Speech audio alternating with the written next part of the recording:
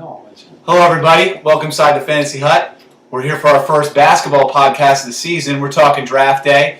Draft just 6 days away. I'm the league commissioner, David Kiarsis. I'm joined here by a league member, Luke Gores. Okay, BK Nets 914. That's right. It's the worst name I've ever heard. But we're talking here draft day. Draft just days away. One of the bigger things happening this season is our first year of keepers into the draft, which should have a big effect on our draft. Luke's done a million mock drafts probably already. So, what's kind of the impression of the keepers and the effect they're going to have on our draft? Well, it's hard to do a mock draft because you can't really take into consideration the keepers, so it's pointless. Even though I did 50 by this time, so it's not easy. It's to me a big risk this year. There are some first round talent that owners are keeping outside the first round. I think some big ones that we're going to touch on. First is Derrick Rose, who was drafted last year in the 6th round, sat out the whole year. Top Dogs made a big trade to acquire him. Thoughts on Derrick Rose and what you expect from him this season? Yeah, well, he's the top 5 pick. Mike's getting him in the 6th round, so he's going to average 23 points per game for the Bulls. 5-6 rebounds a game, 4 assists, so a couple steals. He's lucky he's getting him in the 6th round. Yeah, I think Rose is definitely the most valuable keeper if he comes back and is the player that we've seen over the course of his young career so far. Another extremely valuable keeper is Stephen Curry. After his rookie season, he was a perennial first-round pick, dealt with some injuries, so he fell to the 6th round last year. Fear the Beard getting him in the 6th round. Thoughts on Curry, new look Golden State team. What are we expecting from Curry this year? Same thing as Rose. He's younger. Curry has a lot more injuries, though. Rose has been out for 1 year. I think Curry's been injured one of the past 3-4 seasons. But like I said, Curry should be going top 5. The fact that he got him in the 6th round, that should be a bonus for him as well. Some interesting decisions that some teams have had to make. One is Fear the Beard's second keeper, Kawhi Leonard versus Derek Favors. Derek Favors a 10th round pick, Kawhi Leonard 11th. Both young players that are going to get some more minutes this year. Kind of what are your thoughts on those two? Which way do you think you'd go? I go with Derek Favors just because he was on the Nets 2 years ago, I think.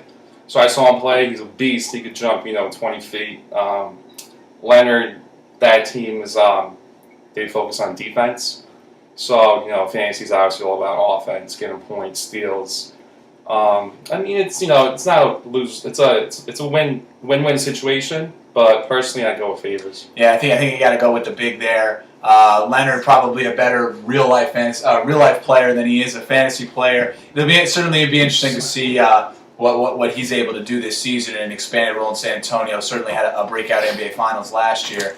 Another interesting decision is Top Dogs, Andre Drummond, Kemba Walker. Another big versus a guard decision. Drummond very raw, has a ton of potential. Maybe a muddled front court with Josh Smith and Greg Monroe in Detroit. Thoughts on that decision? I don't like Kemba personally, just because I had Monte Ellis last year. I can see Kemba shooting 3 for 10 on a given night, and I'm not drafting players who they don't give you a good field goal percentage. So in that case, I'd stay away from Kemba Walker. Yeah, I think the prospect of Drummond becoming an elite big man. I think I read so many stats last year about his per 36 minute stats, just because he didn't get a lot of minutes last year, which that's probably the only thing holding him back. I think we can. I also think he had a big summer league. He had some good stats in the summer. I think there's the Drummond's ceiling is pretty high. So we obviously got locked into our keepers. I think pretty early on. I think you had a small decision with your bigs. Talk about your keeper decisions that you've made and what you're expecting from your two guys. My first keeper is John Wall, 4th round. I'm expecting a breakout season, obviously. Even though his team's gotten a lot better, I hope John Wall gets better as well. I'm hoping for 25 a game. We'll see what happens. I also got Brook Lopez in the 6th round. I can't stand Brook Lopez because he can't rebound. He's 7 feet tall. 7 feet tall. He gets 6 rebounds a game. But, I get blocks. I get field goal percentage. I get free throw as well. He's a good free throw shooter. But plus, with his team, they got Paul Pierce, Kevin Garnett, Joe Johnson, they got Darren Williams. So someone has to, I guess, step up because, Paul Pierce and Kevin Garnett, again, kind of old. I have to go with Brook Lopez in the sixth. So, between John Wall and Brook Lopez, I get a point guard in John Wall. Hopefully he's going to be a top 3 point guard. Brook Lopez, I don't consider him a top 5 center, but, all I need from him is points, offensive rebounds, which he gets here and there. Yeah. Doesn't give me too many defensive rebounds, but I can obviously make up for that with my other picks. So, he'll give me blocks. So that was basically my a big factor in keeping those two. For me, obviously, Damian Lillard was a guy I really liked last year. Got him, I think, as a good value in the 7th round, Rookie of the Year. I tend to pick these Rookie of the Years. I had Evans, and I picked Curry that year too. So Damian Lillard's pretty much the cornerstone of my franchise. 7th round pick. He's probably going to be mine for the next 4 years. So excited to see what he's able to do. Had a tough decision in my second pick. Nikola Pekovic in the 8th round. Tobias Harris in the 8th round. Kenneth Faried in the 9th round. Decided to go with Harris's upside. His post All-Star numbers last year were pretty good and well-rounded. He's a 5-category guy. The only concern I have about him is Big Baby Davis coming back from injury. But I really don't have that much faith in Big Baby Davis as a player. So I think that if Harris can get entrenched in a starting role, he's going to put up numbers if he can get 30, 35 minutes a game, which is what I think he's looking at on a bad Orlando team. So with the draft, obviously, people have different strategies. The NBA draft, I think, is predictable in a sense that you have the guys that every year are top 3 round value. They're going to be consistent, barring injury or some kind of coaching change or offensive scheme change. The same guys are getting picked early. So kind of what's your approach to draft? What's your strategy? What are you looking for? Well, I got John Wall in the 4th, Brook Lopez in the 6th. So my strategy basically is to get whoever's the best player available. Just from doing mock drafts, I'm looking at taking 2 bigs in the first 2 rounds, and from there just fill the gaps. Pick up a shooting guard, and then hopefully get a small forward. My strategy this year is to get guys who can get good field goal percentages, because you can't like I said, if you get someone who shoots 2 for 10, they're not going to score. The field goal percentage goes down. They're probably going to get benched. They're shooting 2 for 10. So I'm staying away from guys like Monte Ellis, guards who just throw up shots. So my goal is to get guys who can score, who are efficient, get rebounds and blocks. So like I said, yeah, I think a key for me has always been to get bigs, because I think that rebounds is the most consistent stat. Guys are going to go in and they're going to get double-doubles. Yeah. And on a night-to-night basis, if you have Kevin Love, you can book 10, 14 rebounds a night. Yeah. So I like to make sure I get bigs early. And then I think point guards are important because they do a little bit of everything. If you get the right point guards, they're going to give you dimes, going to score, going to get steals, and going to shoot high percentages, especially the ones that shoot threes. That's why Curry's such a valuable player. That I think bigs and point guards are the guys that are going to be the most well-rounded when we're talking fantasy. And obviously, the strategy in this year's draft is keepers. Going forward, I don't think last year we didn't have keepers before the draft. Now that we're aware of keepers, in the 8th, 9th, 10th round, I'm going to consider taking, a rookie, someone who is not going to be good this year, but in 2-3 years, you never know, could step up, be an all-star. So that's going to be I don't know how you practice for that. It's something, I guess it's more luck than skill. So I guess we'll say. I think it's absolutely going to kind of change the dynamic of how teams form their rosters each year, that maybe you keep a rookie on your roster even if he's not getting minutes, because it's a long-term thought process. So it should be interesting to see how that shakes out. Obviously one of the biggest draft stories every year is who goes number 1. Clearly there's 2 clear-cut top guys. You got LeBron James and Kevin Durant. You really can't go wrong with either one. I mean, looking at their numbers from last year, LeBron, 27 points, 8 rebounds, 7 assists, almost 2 steals, a block a game, 56, 40, 75 split. Durant, 28 points, 8 boards, 4.5 assists, 1.5 steals, 1.3 blocks, a 51, 41, 90 split. The big differences, I think, are LeBron will get you more dimes. Durant shoots a better free throw percentage and will hit more threes. Yeah. It's interesting. Last year, we had the number 1 and 2 pick. I took LeBron. You got Durant. Is there really a tough choice? Where do you go? First of all, I would hope to have the second pick, just because I want to put that pressure on the first person picking. There's two things to consider when deciding between these two players. First of all, Westbrook is out for 4 to 6 weeks. That might be longer. You never know. So even though it's only the first 4 to 6 weeks, it doesn't really matter in fantasy because it's all about finishing strong in the playoffs. And with that said, the Heat always they're going to finish top 2 this year, I think. Maybe not first place. So LeBron James will get his rest. He's going to rest towards the end of the year. But Kevin Durant, he's going to play 40 minutes a game till the last game of the season. Aside from all that, I would go with Kevin Durant just because he gets more rebounds and he gets more assists per turnover. I had him last year, so I can vouch for him. But it doesn't really matter. Kevin Durant, LeBron James, same player. It's just it's whoever goes first has to make that decision. And ultimately, I think real life and fantasy, they're clearly the two best players in the game. The one thing I would keep in mind is LeBron James immediately today said he got better this offseason. I don't know how that's possible, but if last season's any indication, him getting better is going to mean he's going to be pretty good. So, and while we're talking about the Heat, obviously, his partner, Dwayne Wade, it'll be interesting to see what happens with Dwayne Wade. I think Dwayne Wade is a player who's been a perennial first-round pick for a couple years, fantasy-wise, but he had the knee troubles in the playoffs last year. So it'll be interesting to see if his minutes are limited, if he sits out back-to-backs, what happens with him. I think he's going to be, depending on where he goes, I think if he falls into the second round, he could be a tremendous value for the Miami Heat, because obviously also the Miami Heat, their long-term goal is to win another championship. And the regular season, it's a marathon, it's not a sprint in the NBA. Like you said, there are some teams that have gotten better in the East, the Pacers and the Bulls mainly, of course the Nets too.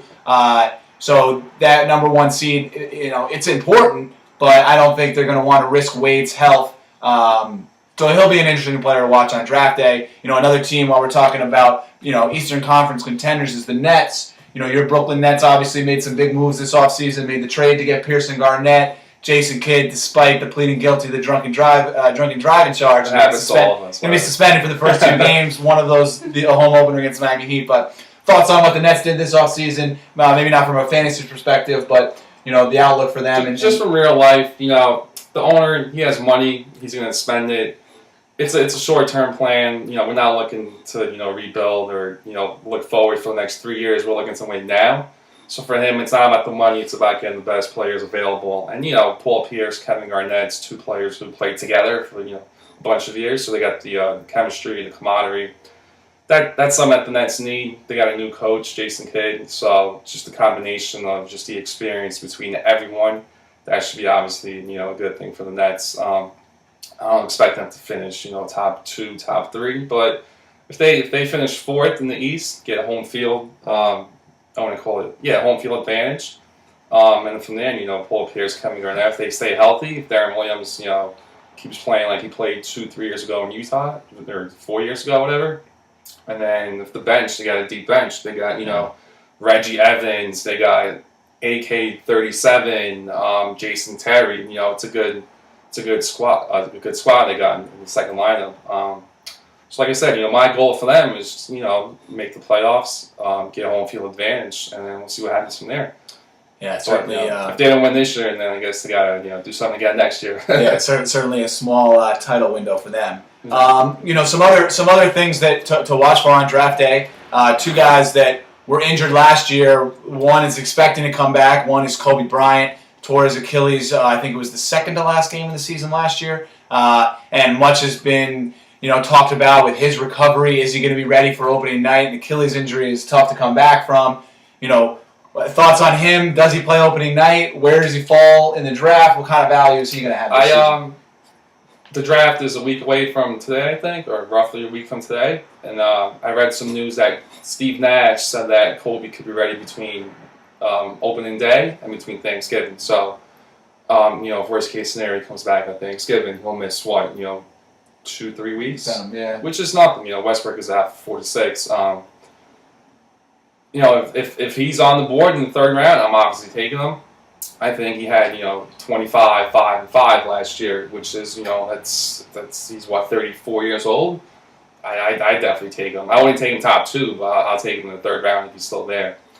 Yeah, and I think that team is with Howard leaving, Gasol has injury questions, Nash has injury questions. So when Kobe comes back, he might be asked to carry the load once again. Another guy tore his ACL last year. Who knows when he's going to play? Does he take the Derrick Rose route? Is Rajon Rondo? Rondo could be this year's Derrick Rose, where if he sits out the whole season, somebody's drafting Rajon Rondo, and he's sitting on that roster as a possible keeper moving forward. Do you think Rondo plays this year? If not, does he immediately become one of the more valuable keepers in our league? It's a good question. I could see him playing just so they could trade him, because if he doesn't play, I think it's going to be harder to trade Rondo.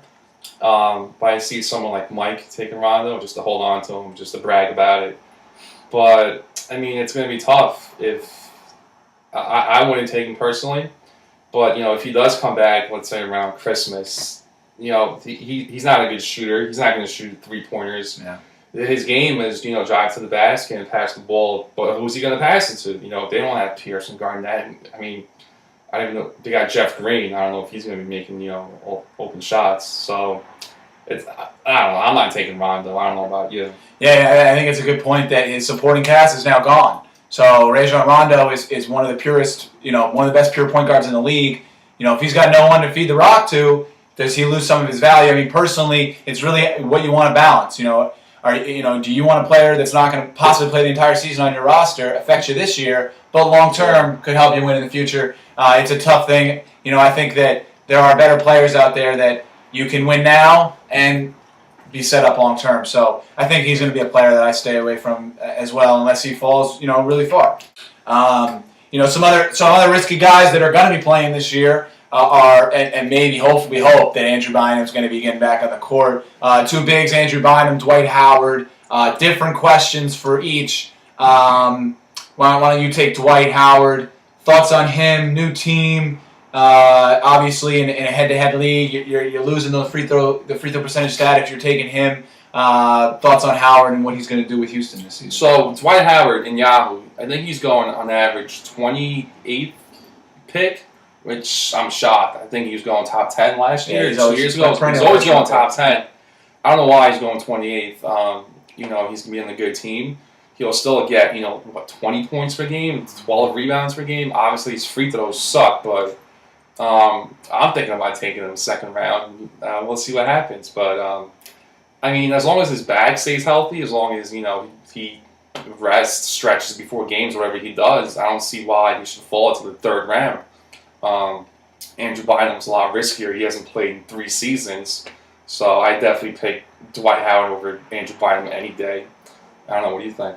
Howard is a guy that is tempting to take because he puts up monster numbers. But if he's not averaging, I think he was at a point where he was putting up 23 and 15s.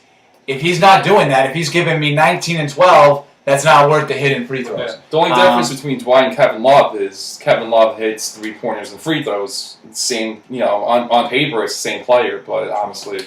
And Bynum is an interesting player to me because I've always thought that if he's not the best center in the league, he's a top 2, 3, 4 center when healthy. But that's the big thing with him is he's never healthy. He just sat out an entire season. He's going to a new team, Cleveland, who I think has the ability to be a good team this year. And he's going to be a big part of that. Fantasy-wise, I think I would take a gamble on Bynum. It depends on kind of where you're looking at getting him. But he's certainly an interesting player to watch this season. So we're going to finish with a couple of little fun predictions for the upcoming season. I think probably the biggest question is Swooping and Hooping, formerly Winning and Grinning, went on that run last year, won a title. I think we were all kind of shocked that happened. I mean, he made the big deal getting trading Rose to get 3 players. So obviously he's the defending champ. He's got the big target on his back. Will he repeat? No, definitely not. I'm going to win this year. Yeah, I agree.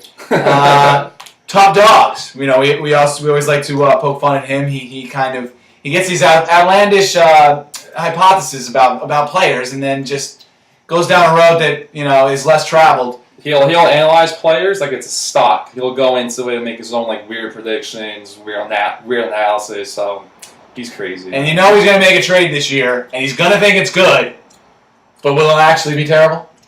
Will he be terrible? No, will the trade that he thinks is Oh, going of to trade course. Yeah, actually yeah. be In the terrible? long term, yes. In the long term, yes. And it will most likely derail his season. Exactly. 40s.